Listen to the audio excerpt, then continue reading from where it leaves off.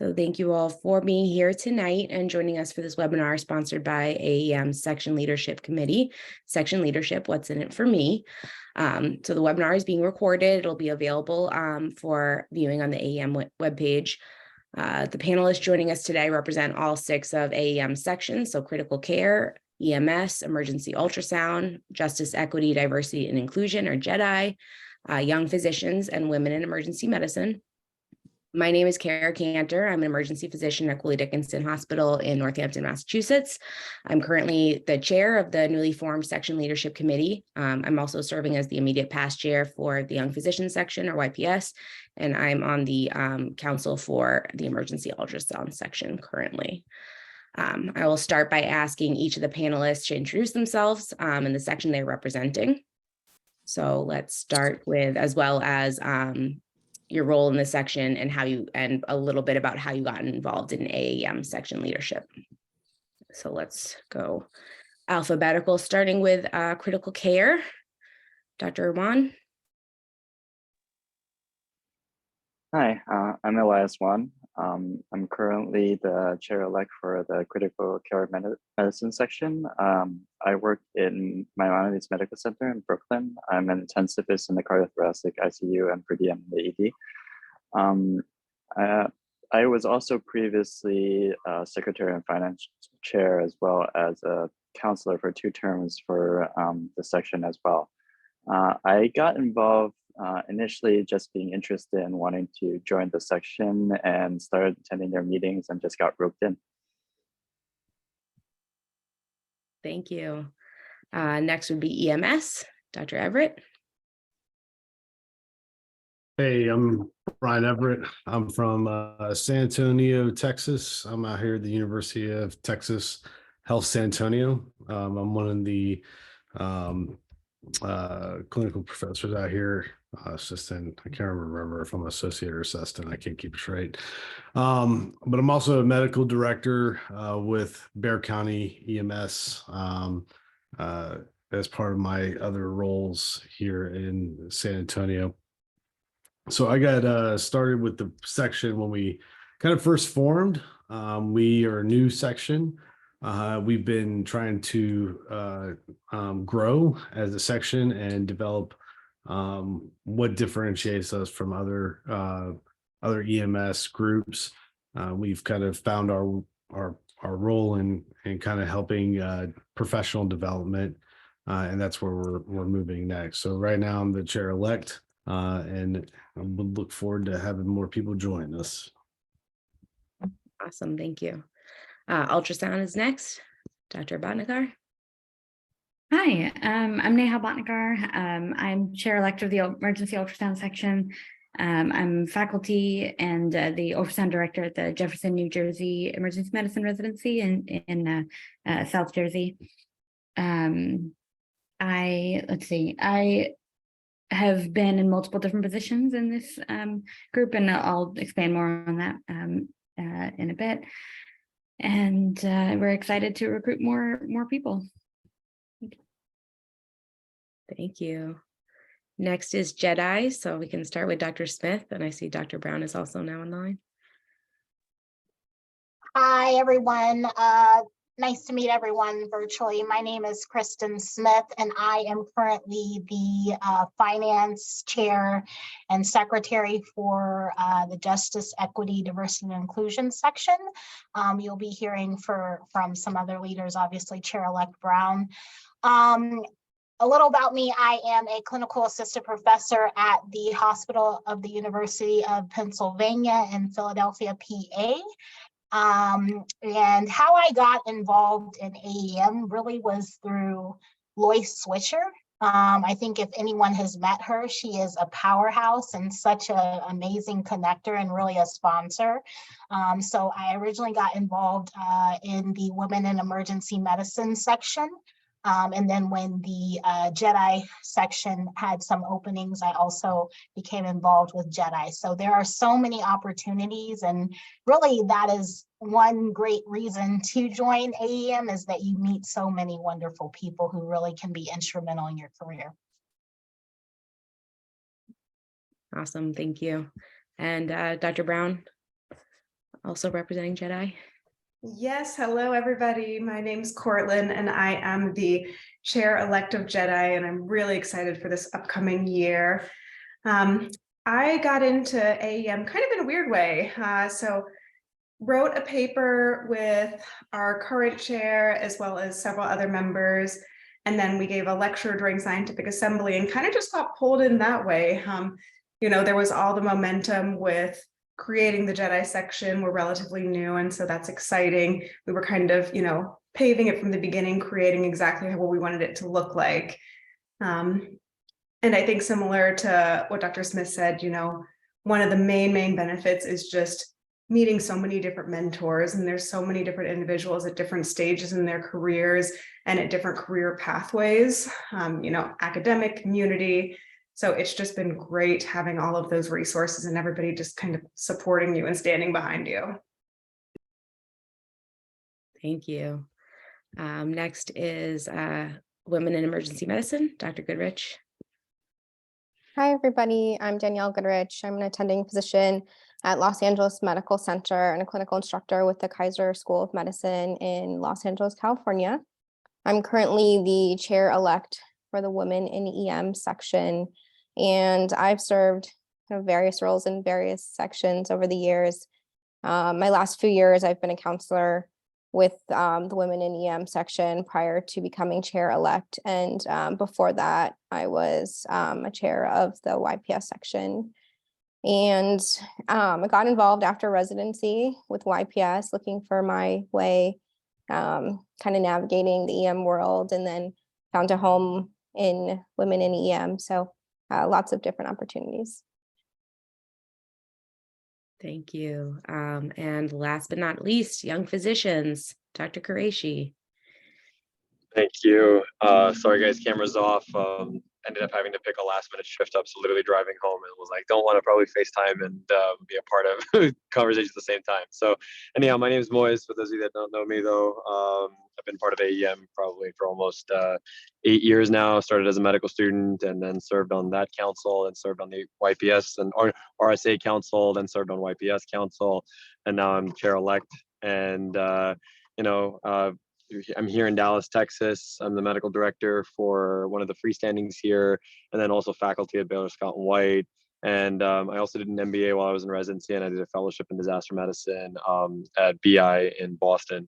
So, I've been involved for a long time, gotten to meet a lot of our great leaders so far here who joined us, and great way to network, great way to meet people and kind of stay involved in the antics of emergency medicine, kind of the professional growth overall. So really excited to get to know all of you guys and hopefully find you all a home in each of our sections as well. Thanks, Moise. So I have a few questions prepared to hopefully allow our audience members to learn a bit more about AAEM section structure and leadership. But I also encourage everyone attending live to submit any additional questions through the chat, and we'll answer those as well. This is very casual, and this is really for you. So people that were able to make it live, please take advantage of that and ask any questions that you have. So I'm just gonna throw these questions out to the panel at large, and feel free to kind of answer, and then if nobody wants to answer, I'll start picking on people. But can someone explain to me what an AAEM section is and how it's different from other groups within AAEM?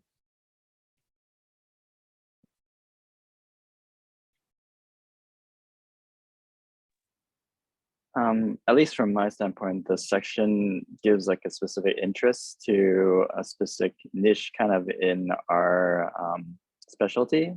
So for my section, for example, I'm did a fellowship in critical care, but I also kind of want to extend it back to our own EM community. So I feel like this is an environment to create, bring people together who have similar interests, and also kind of promote it back to our own specialty.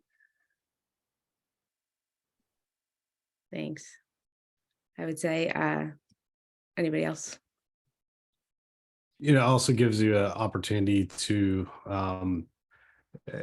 be an advocate for your area of interest, and have a say-so of how the AAEM addresses issues that are important to your organization, your specialty area. So, for example, we've had put out some important things regarding training of paramedics, and have been able to put AAEM's name on those things, working as a group. So kind of advocating for our specialty, subspecialty, and our interest as a group. So it's a little small little niche place to kind of work for that and build career development and network with other like-minded people. I would agree with all of that was said. Sections are a little bit different from committees or just interests in that we have structure, we have funding, we have bylaws, we have organizations. Clearly, there's officers that we are, positions that we recruit for, and we pass down leadership roles and things. The sections. And this is not quite the question you asked, but what stood out for me in my journey with AAEM and with sections and with ultrasound section that differed from other large emergency medicine groups out there in the committees that those groups have is that AAEM is very tight knit and very active, and everybody who is in these sections are involved and really invested, and we are productive and we put things out there, and there's a lot that goes into that. Whereas I felt a lot of what we put out there is geared toward community physicians. We certainly have academic physicians as well, and large, big name, big residencies, all the things, as well as all the community docs too. So I think that is important. That's what stood out to me as far as AAEM sections, as well as opposed to some of the other big organizations. Awesome. Yeah, I think one of the really unique things about the section structure is, like you said, the leadership, the council structure, as well as having a budget and being able to kind of do, you have to pay dues to everyone except for YPS. You have to kind of pay dues to opt in, right? And then a lot of the sections have do their own fundraising as well, and then they have the opportunity to use those funds kind of how they want, whether it's for scholarship, whether it's for promotion, whether it's they kind of like you said, Neha, they're about the bylaws kind of dictate a little bit what can and cannot be done, but there's a little bit more resources for the sections, as well as kind of more leadership opportunities as this webinar is about. I would just add one more thing to everything everybody said, and I think really administrative support is huge. So I've had several different leadership roles within other organizations, and wasn't able to accomplish half of what we've been able to accomplish just because of the support from admin and everybody that believes in the mission and is there supporting us, providing that structure, help setting us up for success, which especially as a doctor can be really hard. And it can be hard to keep our minds structured and to stay on task. And so to have that admin support is invaluable. Awesome. Thanks for adding that. How I keep talking. One thing I meant to say about the bylaws too is that it might sound like the structure of the rules and the bylaws is limiting, but it's actually freeing in the sense that it gives our sections and our overall organization of AAEM a lot more transparency and accountability towards for our members. So the people that pay into our group, that pay into our dues for our section, they can see exactly what we're doing with that money, what we're doing with their dues, and there's a lot of structure. And with big organizations, that, and just in general, that's one of the main principles I think of AAEM is the transparency and accountability and all of that. It kind of goes to the mission of the organization. Awesome. A number of you have held, as you introduce yourselves, have held different leadership roles within sometimes different sections. And I was hoping we could go over the different roles that the council is made up of. So primarily it's chair, chair-elect, secretary, finance chair, and then the counselors. So can we go through the group of panelists, and I know some sections have each of the counselors, that large counselors have specific roles. Some of them do not. But if we can go around the horn and just talk about what your counselors do, if you have specific work groups, we can just go one at a time. Oh, right, and RSA reps. Thank you, Kathy. And talk about what the structure is for each of the sections. So I know I'm going to go not alphabetically. So I want Moise to start with YPS, because I know that YPS has specific work groups for the counselors. Yeah, absolutely. So YPS has got, and I should know this and I don't, but the specific number of councils, I believe we have 4, and there's a chair-elect, and then we have a secretary finance chair. And it makes up a group of about 6 or 7 of us. And the goal, obviously, for the YPS section is that these are attendings that are in their first 5 years out of residency. So, that's a time that is very, tumultuous for all of us, because we're getting to know our clinical practice. We're trying to understand, private groups versus CMGs versus academic settings. And the goal really is to provide that bridge and network opportunities for physicians who are looking for that. And so within that, we've kind of come up with different things that really affect physicians in those first 5 years. So we have an advocacy group, we have, education. And so these, because, some of the things that really affect you first straight out. And we basically assign our counselors to kind of take on a role within that, with an overarching theme for the year. And that's usually decided by the chair. So, for my upcoming tenure this year, and this is a shameless plug for anyone who else might be interested in this, is really kind of trying to figure out what those first 5 years look like, right? And it's going to be, between figuring out what your contracts are going to look like. Do you want to do a W-2? Do you want to do 1099? What are the pros and cons of that? Simple things as some of us trained on the East Coast and are wanting to move back to the West Coast where we're from, or we want to move to the South, and we want to figure out what is fair compensation, and basically guiding and attending through these things, because these are things that we don't really get in residency. And you may have an attending who at the time was, a good mentor, but maybe only familiar with academics or with community or with one certain geographical area. And this kind of gives you the opportunity to, for us to put out content that is helpful for those attendings that may need that information. And simple things like, should I use United van lines to move across the country? And basically all of us putting our information together on how we moved. And, when I moved from Boston to Dallas, what that looked like. And when I moved from Pennsylvania to Boston, what that looked like. So basically kind of putting resources together. And that's kind of what we as YPS kind of are focusing on, at least from my year, and basically coming out with that resource guide that hopefully people will find appealing. And similarly, other sections have their own goals for the year that they kind of, focus on. And I think, again, it's largely chair driven, but again, we're unique in that sense where counselors will be given a certain aspect within that goal. And then basically have work groups of other young physicians who may not necessarily feel like they're ready to jump on and expect the time commitment. And I know someone asked that question on what that'll look like. And, to answer the question, honestly, right off the bat right now, is it's not very much to begin with, maybe a couple hours a week at most. But especially if you don't even join the main board off the top for YPS, and you just join a small section of YPS. Oh, Moise, here. Contract, and what are the verbiages you should use. So that kind of stuff is what we really look forward to. Thank you. So just to recap, it was the 4 work groups for YPS are education, advocacy, social media, and membership. And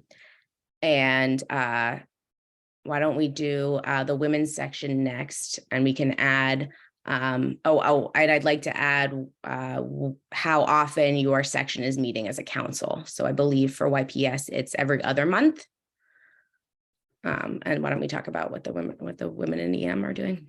Okay, so our council is very similar. We have chair, chair-elect. We have like a secretary, finance, treasurer combination. We have 3 counselors and 2 RSA reps. Our counselors oversee our working groups. And so we have 3 working groups, advocacy, leadership, and education. And so our counselors tend to kind of oversee one of the working groups, which also has individual members and a lead of the working groups who are not elected.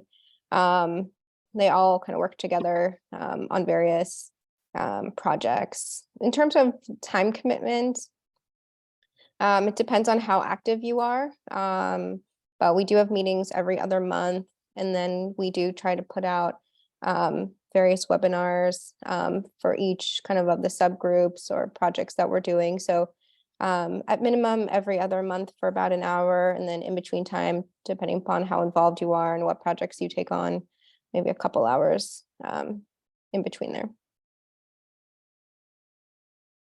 How about Dr. Brown and Dr. Smith?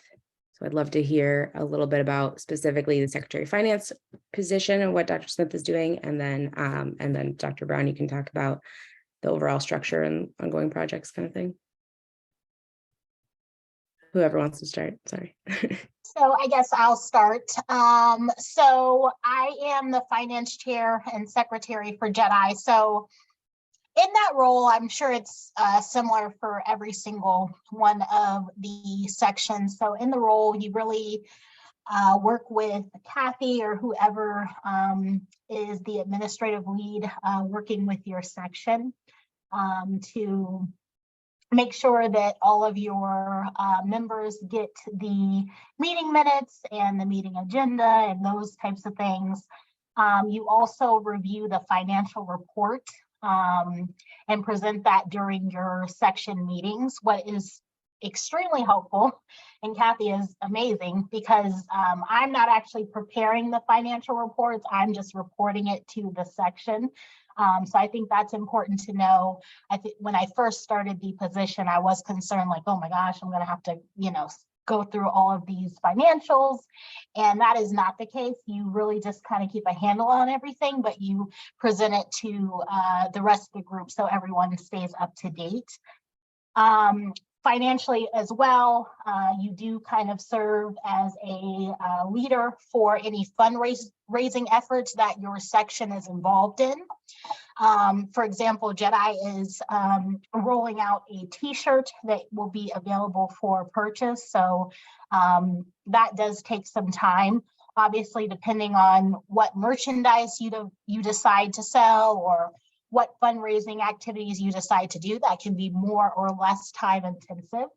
And then the secretary role, again, your administrative lead often is the one who is preparing the meeting minutes and the meeting agenda. So your role in that is actually fairly minimum, but you are making sure that if there's any additional edits that you send those out. You are also posting to my AAEM, which is the member-based platform where members are able to, it's kind of similar to a social media site, but you're able to send group emails out to your section.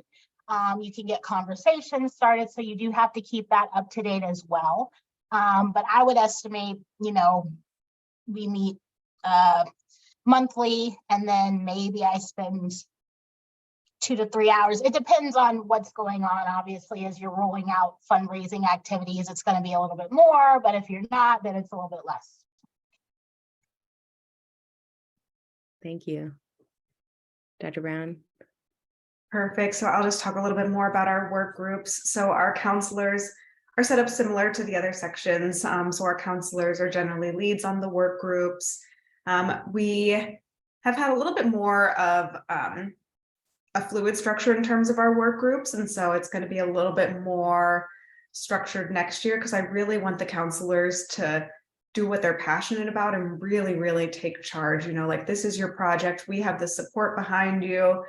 But what can we do to help you flourish? And so our current work groups are outreach. And so we've been doing a lot of outreach to our HBCUs and the students that are interested in emergency medicine there. We have a webinar series, and And then we also have mentorship as a work group. And we have a whole mentorship forum webinar, and you can find some of the videos on the AAEM site. And I was just looking through them last night, and they're absolutely incredible. We also have a communications work group, and there we do some podcasts, and we've done podcasts on, different health disparities, finding your own mentor, career topics, how to support different patients, how do you become a leader? And then our communication team also does some social media work. And we have lots of other smaller projects. And so I think we're going to restructure things a little bit more next year, like I said, really to give the counselors, like, that is your niche, and to set everybody up for success. Awesome. Thank you. Dr. Bhatnagar. Yeah, so similar things. So we have an immediate past chair, current chair, and then the chair-elect. We have a secretary of finance chair, kind of combination. And then we have 4 counselors. We do have kind of informal work groups because we all work together on our council. We all share ideas and we all help out with all the various projects. But we do have, an education focused person, someone focused on the POCUS report and newsletters and things like that. Someone else focused on like social media outreach and membership and things like that. And then of course we have our RSA representatives, which we're always really excited to have that new blood and fresh ideas from the resident section. Like I said, we all do work together. We meet as a section, like with not just counselors, but with our members every quarter. And then we meet additionally as a council before that. And then every now and then we'll have an additional meeting with perhaps chair and chair-elect or a specific counselor on a particular topic to talk about some of the projects that we're doing. So some of the things that I'd like to highlight as far as our, and for the time commitment part of it, that question. So besides the meetings, we do email back and forth on particular topics, and we do try to set deadlines for that kind of thing. If we are trying to do, something that takes some time to kind of set incremental deadlines here and there. So it is manageable. Certainly, it's not overwhelming. So anyone who's interested, even if you've not been in the section before, I would encourage you to apply for a counselor position because it is quite doable, and we do all work together. So you're not going to be set up to do something alone and then feel overwhelmed with that. We all work together. So some of the things we do work on, some major things. So we have this large Unmute Your Probe video lecture series that's been going on for 2 very successful years, these past 2 years, about both basic and advanced ultrasound topics. And then we have a 3rd season of it coming up that we're going to talk more about ultrasound administrative things, and then kind of focus on teaching and things guided toward the focused practice designation, which, if you guys haven't heard, is a certification underneath the American Board of Emergency Medicine so that you can say and show that you're board certified in your ultrasound practice. So it's not just a merit badge. It's actually sanctioned by the AAEM. So we work toward that. We are offering regional courses. So that's where we get qualified lecturers to actually come to your site and train your physicians. So we certainly would be open to training residencies, but a lot of residencies have their own faculty and things. But what the original courses would be geared toward is training your community docs. So actually, if you have a whole bunch of physicians that maybe didn't have ultrasound in their training, or they don't use it very often, they need to up their game again, or kind of get reacquainted with some of the newer scans and research and things. That's something we could offer there. At the scientific assemblies, we have multiple hands-on courses that are free, as well as we do lectures, and multiple counselors and council members, leadership do various lectures and things. Working with the other sections certainly as well. I briefly mentioned the POCUS report, which is an ultrasound guided publication, like online publication. that, you know, you might think that there's not much to talk about with ultrasound besides just the pure education stuff, but there's actually quite a bit to discuss, you know, debates about these new handhelds that are coming out and, you know, the ethics and the legal aspects of that, or the business side of emergency ultrasound, if you're trying to be an ultrasound director or teach your staff and credential your staff for it, PAs and NPs and their use of ultrasound, or et cetera, et cetera. You know, there's lots of things to talk about and publications that go out for that. And we also publish articles within Common Sense, the overall AAEM publication. Let's see, we also use my AAEM, just like Jedi, sorry, just like Dr. Smith was talking about that Jedi uses. And then certainly social media and personal networking and all of that. So that's long-winded, but we are quite a active section, and I'll say, as I talk about the council, you can really start anywhere with it. I started with AAEM as an intern. I didn't know about it really as a med student, but my residency was with Dr. Mark Ryder, who's super big in AAEM, and I'm sure you guys saw him talk about the lawsuit and his past leadership things. But he got, you know, all of his residents were all very passionate about this, and I was very nerdy, and still I'm very nerdy about ultrasound. So I quite literally just walked into the emergency ultrasound section meeting at the conference at the Scientific Assembly, and they welcomed me. They got me involved as an intern, and the next year I was a resident representative, and the next year I was a counselor, and you can be a counselor 2 terms in a row. And then I you know, I've developed so much just professional networking. You know, I got my fellowship through people I knew within the section. I've been, you know, published now. I've been a speaker now. I've had these opportunities professionally, but even personally, I've had a lot of mentoring and friendships that have come out of this. Guidance, as I'm now a new attending and an ultrasound director at a residency, and how overwhelming all of that can be when you first start. So it's and then certainly with the social media side of things, that has helped also just get my name out there and you know, try to get into those discourses on online and even in person at the Scientific Assembly. So it's definitely, we're all very approachable. We all work together. So put your name out there, and we'd love to have you apply. Thank you. I see that Dr. Lentz just joined us as well, who is, correct me if I'm wrong, the past chair of critical care. Dr. Lentz, if you just want to introduce yourself to the group and talk a little bit about your involvement in the critical care medicine section. Sure. Yeah. Thanks for having me. I'm Skylar Lentz. I'm here at the University of Vermont. I do critical care and emergency medicine. I work in our MICU and in the ED. I split my time about 50-50. And I am the immediate past chair of the critical care medicine section. You know, I just joined, but just, you know, hearing some of the things, I think my experience is similar. Through a mentor, and she encouraged me to get involved in the critical care medicine section. I went to a meeting. I liked the people. And then I, one year, decided to run to be a counselor, and did that for 2 years, and then ran for chair at the urging of the past chair before me. And it's just been a great way to get involved and meet people that do similar things to me. So it's been a really great experience overall. And Elias is the chair coming up, so he could tell you more specifics, I'm sure. Dr. Ron, Yeah, thanks, Skylar.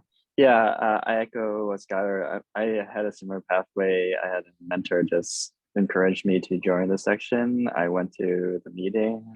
It was a great way to connect with people, networking, and I just got looped into projects. Like, even if you're not a counselor, we meet every month to try to like just talk about things. We actually start off just geeking out and talking about, we're starting to do like random papers or any interesting cases that we have, and we just like talk about it. So we share our experiences, what our approaches would be as intensivists, as ED physicians, and then we just keep on going with our projects. So I got looped into projects, and next thing I know, I was counselor, secretary of finance chair, and then now I'm chair-elect. we do have a lot of active projects going on. There's like mentorship. We have a speakers bureau. We're trying to develop like junior speakers development, different kind of junior speaking opportunities for people who want to talk about critical care topics.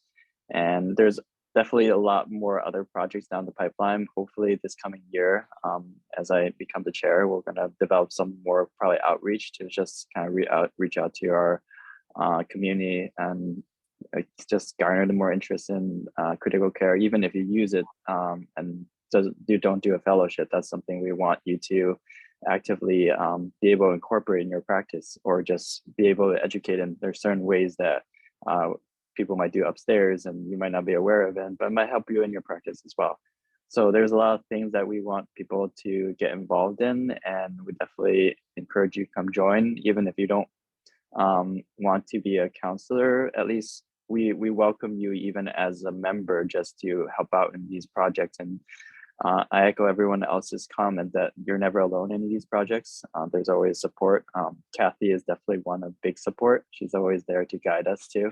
But everyone's here. The chair-elect will always have your back and support you on any projects that are ongoing.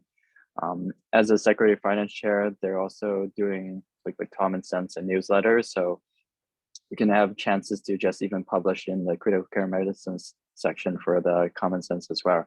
So there's a lot of opportunities you can do to, whether you want to publish, do research, or just like talk, or even join onto projects and just meet people.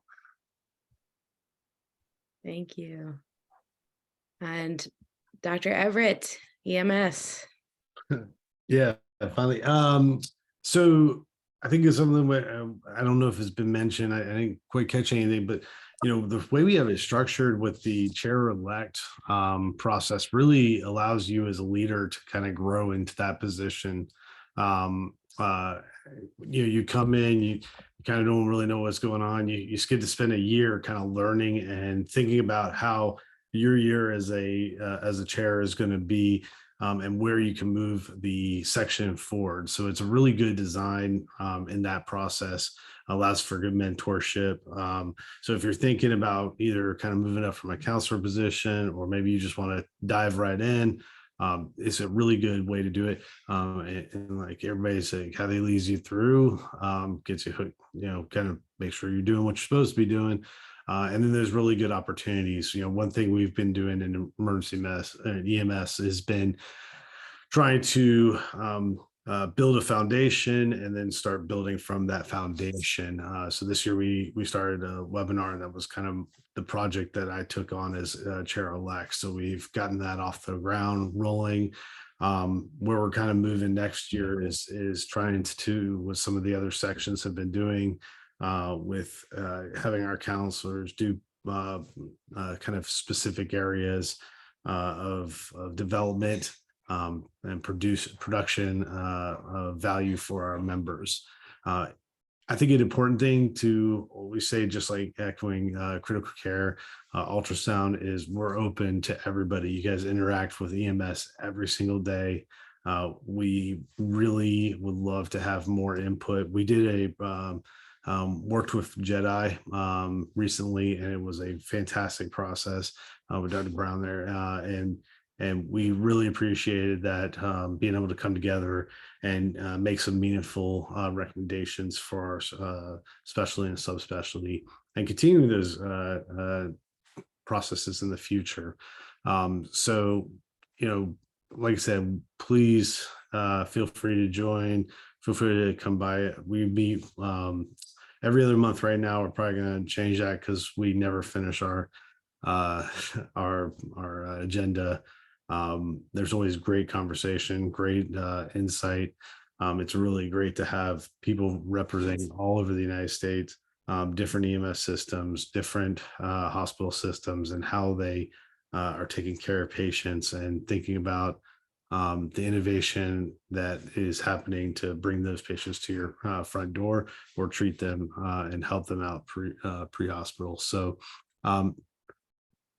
any questions, please let us know. We're happy to answer them however I can. Thank you. A number of you have touched on this already, but just to be super, super clear, if I have not been previously active in the section, am I qualified to hold a leadership position? Absolutely. Strong yes. Yeah. And anybody, a number of you have touched on this already as well, but as somebody new to section leadership, is there a role that you would recommend, or any kind of guidance as to how to get started in section leadership? I guess Go ahead. I guess I can only share my experience. I started off as a member and then as a counselor, and then kind of moved up from there, which I kind of liked. You know, you get an idea of what the section's doing, and then you get an idea if it's something you want to continue. And then once you're in a more of a leadership role, like a chair or something like that, then you can kind of have an idea what the past few years have been and some of the projects that were successful or not, and how to make them successful. So I don't know, for me, I started, you know, as a member, then as a counselor, and kind of moved up, but I'm sure everybody's different. And if you have experience elsewhere, maybe just starting in one of the higher leadership positions makes sense too. Yeah, I mean, I on my recommendation would say, you know, being a member, and if you're kind of, you know, someone who likes to dip your toes in the water and have a look and see what you're getting into, that's one option. But, you know, honestly, you learn so much being a counselor as well. You can, I mean, it's a quick learning curve, but there's plenty of room to grow within it.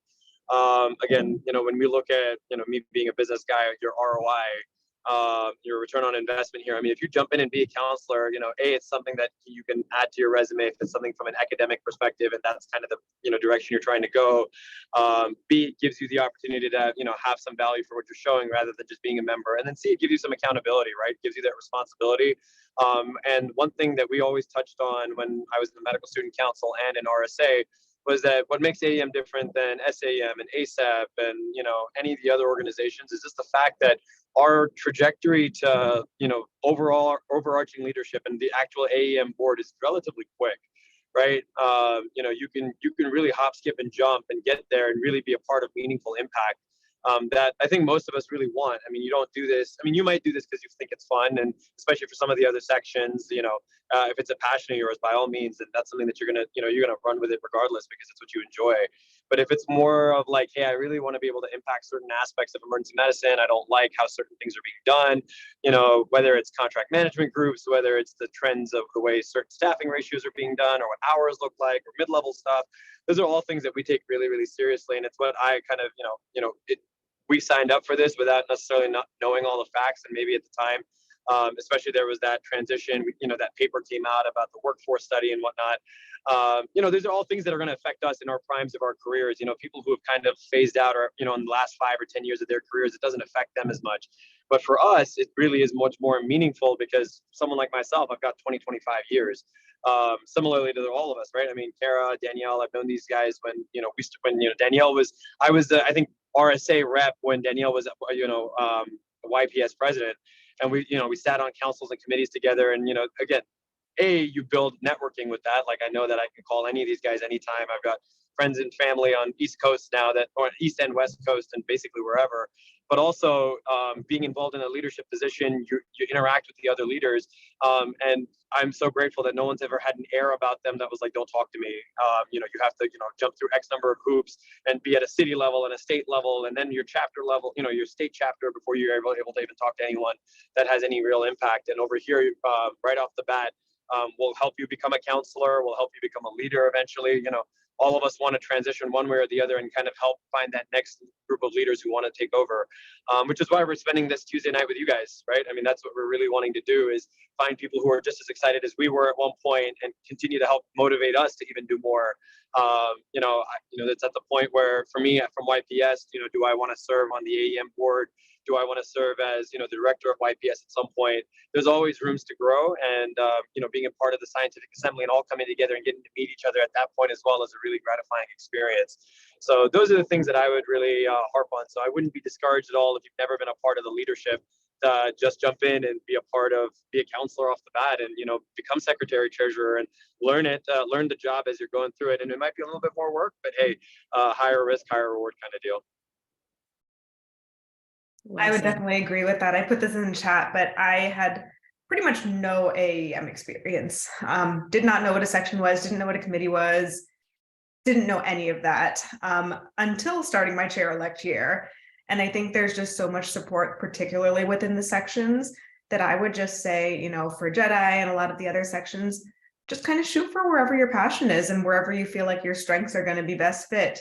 You know, if you feel like you really want to lead a work group and there's something that you're super passionate about it, go for that. You know, if you want to be in charge of ensuring some of the structure stays together and that the section stays financially sustainable and that we grow so that we can do those scholarships, you know, go for that. Just wherever your passion is, I would say just go for that position.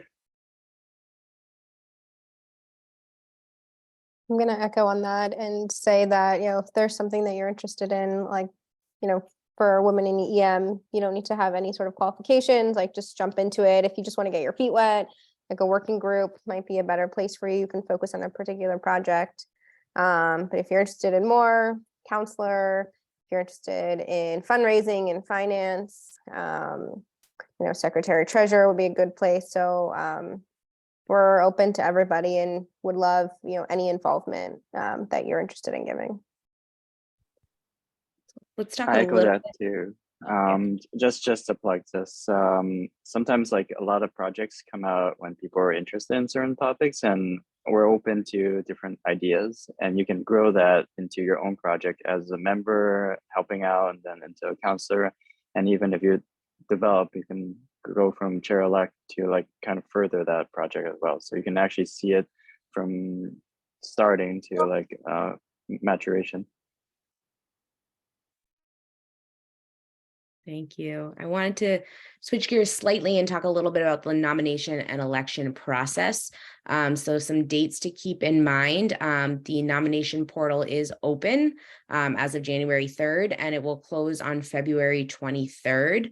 I am about to enter the site into the chat there, where you can learn a little bit more about each of the sections, and that's a direct link to the self-nomination portal as well.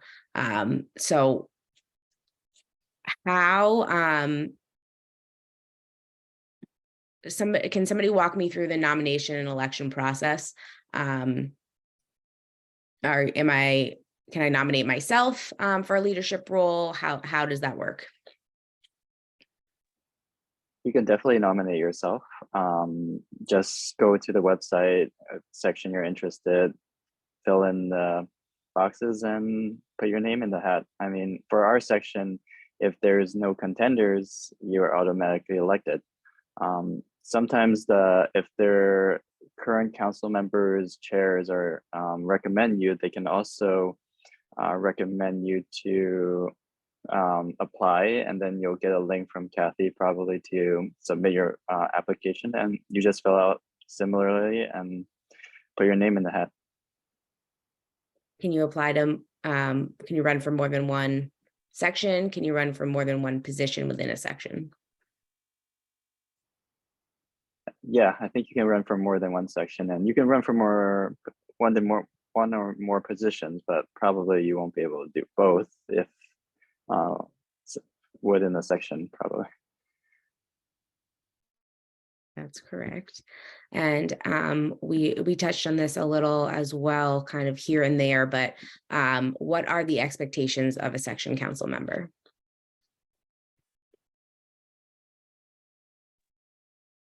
Honestly, show up and be interested. You know, like it's that's one of the hardest things, is that we don't necessarily want people who just want to put something on their CV and then they spread themselves really thin and they don't actually come to meetings and follow through. And I've definitely been guilty of that, like not being, you know, as active before. But that's what we want, is showing that people, you know, people who are interested and they put themselves out there, and then just attend meetings. If you sign up to do something in a work group, follow through on that thing.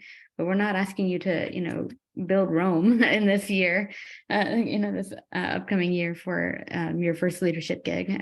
Just get involved with something, submit your ideas. You know, don't be afraid to, you know, submit a new idea just because we have old projects we're working on. We always want to start new things too. And then whatever it is that you signed up for, just follow through on it.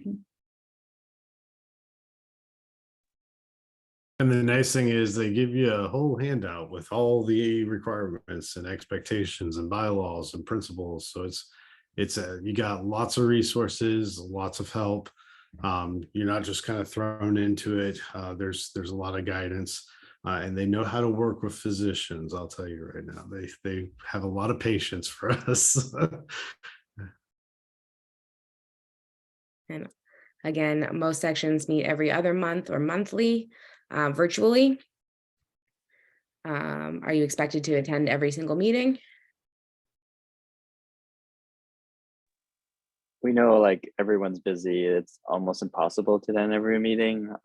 Sometimes you can even add your thoughts offline and we can talk about that. But we always encourage you to come to every meeting. And truthfully, for me, it's an enjoyable time too. It's like it's just a short time to be able to catch up with friends. So I actually prefer it. We have 10 minutes left. I would love to hear from all of our panelists one more time, a little bit about if there's anything that you have that you wanted to bring up about your section, either a project that you're working on that you haven't been able to highlight. I think we went through a lot of them rather quickly, and or a little bit about what being active in AAEM section leadership has meant to you, just as we close out. So we're gonna go reverse alphabetical. So let's start with YPS.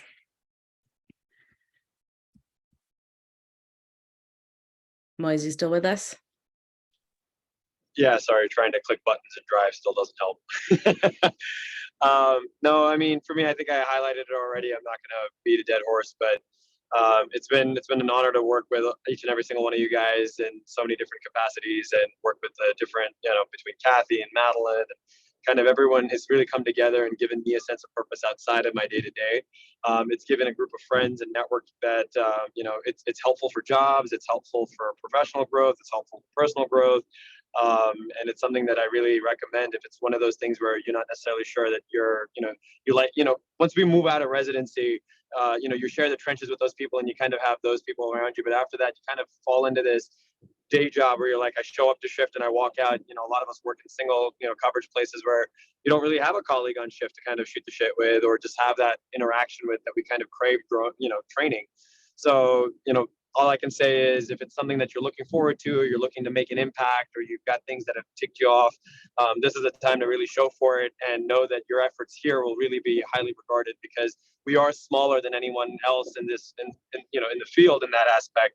And if you're passionate about anything, and if you've got passions about multiple things, join multiple groups, learn, there's no harm to it. And we really encourage that you're passionate about, that you'll enjoy, and hopefully we'll see you at our annual meetings and go, hey, I remember that first Zoom I got on, and that's where I got caught, and they've had me ever since. So again, very grateful for the opportunity. I love joining these meetings, even how briefly they are, knowing that we're gonna all get together again sometime soon. So yep, that's my little short spiel for it.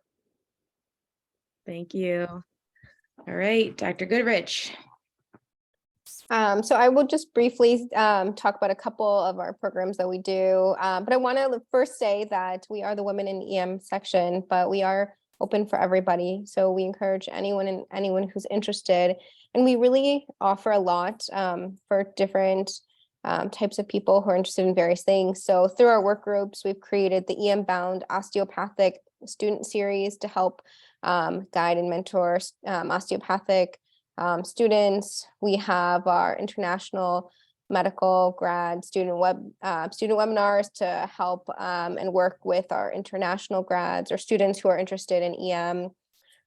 We have a mentorship series. We're creating a speaker exchange, so to encourage speakers through different conferences, etc. And as everyone else mentioned, opportunities to write in Common Sense and opportunities for podcasting. So we do offer it a little bit for everybody. So there is room in this section to kind of develop something that you might be interested to help a broader scale. So It's been a great opportunity for me. I've met, I work in the community. So for me, this was a really amazing opportunity to meet people from across the country in both the community and academic setting, and kind of find a place where I can continue to kind of grow and learn, but also contribute. So hopefully there's something for you. Thank you. Let's go to Jedi next.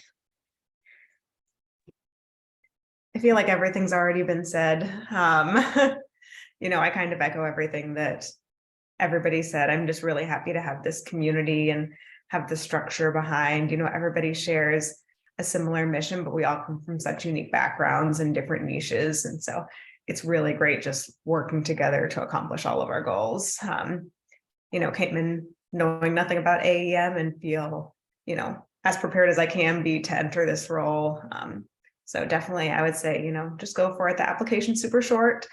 If you have questions, feel free to reach out to any of us. But again, application is very, very short, and we can answer more questions and, see how you can best get involved. Thank I you. totally agree. Cortland had already given a great overview of all the wonderful projects that Jedi is doing. And I echo everything that has already been said. I mean, joining and becoming a leader within AAEM is really like showing up to your first resident shift and showing up to your first attending shift and just kind of like learning as you go. So don't be intimidated by anything that you see here, and ask any one of us if you have questions. Thank you. I'm going to shout out Jedi's social event because it is one of my favorite things to attend every year at Scientific Assembly. Let's move to ultrasound. I would say yes, second, all the Jedi events are fantastic. I love it. Can't wait for New Orleans this year. So yes, yeah, with the ultrasound, I did highlight a bunch of the stuff earlier, so I won't go through all that again, but we have a lot of different things that you can get involved with, either just hopping on a project that's already going, or again, if you have new ideas, that's always welcome. And then I again would say that you really don't have to have experience with this. I just walked into a meeting and found, I showed up, and then they kind of took me under their wing and have mentored me along the way. And now just a short time later, I'm chair-elect. So it happens. Really, AAEM especially is about the people that show up and actually have a passion for this and actually care about this kind of thing. So definitely apply. We're happy to have so many people here interested, and I'm sure there are a bunch of people that are going to watch this webinar later. So apply, and like Dr. Brown said, that I was just looking through the nomination portal to make sure, and yes, it's just like I remembered. It's literally your CV and what position you're looking for, and a paragraph, 300-word maximum, about why you want to do this. So it's very quick and very doable. And when we as the council kind of look through and so we look through the people that have been voted in and everything, we're not so much worried about publications and what school you went to and what all this, like all of that stuff. We're more looking for the ideas and the passion. So bring it on. Thank you. Thanks. Let's go to EMS next. Yeah, we've kind of already said a lot. Don't want to take in much more of everybody's time, but I think what really you should take away from this is look at what has been put together tonight. There's incredibly passionate leaders on here tonight. Dr. Cantor, thank you so much for setting this up.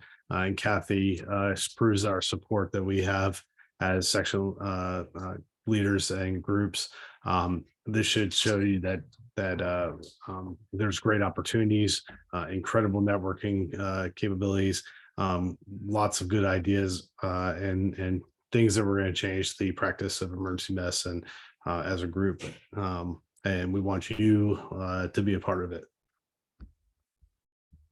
Thank you. Last but not least, critical care. Yeah, I echo everyone's comments. Whether you're a medical student, resident, fellow or junior attending or even senior attending, there's opportunities for you.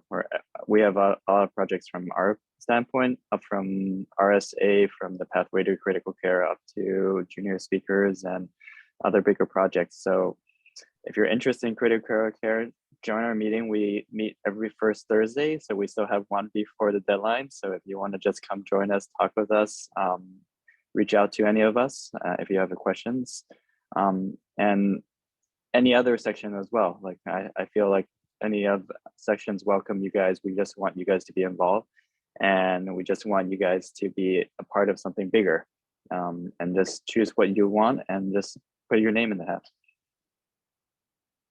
All right, it is 9 on the dot on the East Coast. So reminder again that the nomination portal closes February 23rd. So you have a few more weeks to make the decision. Not all sections will need to have elections. If they have just a full board, you are automatically in. Any other big things that I need to mention? I think we hit most of the terms are 1 year, and the council turns over at scientific assembly. It's not required for you to attend, but it's strongly encouraged as a new council member to attend. And every year, I mean, it's the best. I don't know. It's the best part of it about AAEM, I think, is going to scientific assembly and hanging out with all your friends. So plug for New Orleans as well. And with that, I will wish everyone a great evening.